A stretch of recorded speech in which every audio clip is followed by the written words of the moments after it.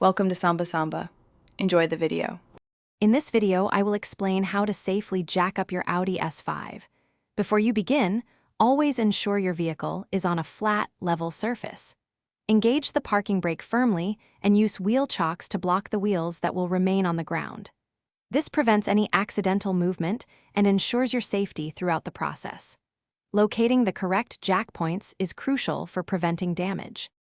Your Audi S5 has 4 specific, reinforced jack points designed for safe lifting. These are usually small, rectangular pads located along the pinch welds, just behind the front wheels and in front of the rear wheels. Always refer to your Audi S5 owner's manual for precise diagrams and locations to avoid damaging the undercarriage or suspension components. Using the correct points is vital for stability. Once you have identified the correct jack point, position your floor jack directly underneath it. Ensure the jack pad makes full contact with the reinforced area. Slowly and steadily raise the vehicle, watching carefully to ensure it remains stable. Lift it just enough so the tire clears the ground. Immediately place sturdy jack stands under the vehicle's frame or designated support points for safety before working.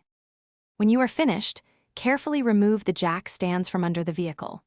With the jack still in place, slowly and gradually lower your Audi S5 until it rests completely on the ground. Once fully lowered, remove the jack. Double-check that all tools are put away and the area is clear. Always prioritize safety throughout the entire jacking and lowering process for your peace of mind. Thanks for watching. Consider subscribing if we helped you.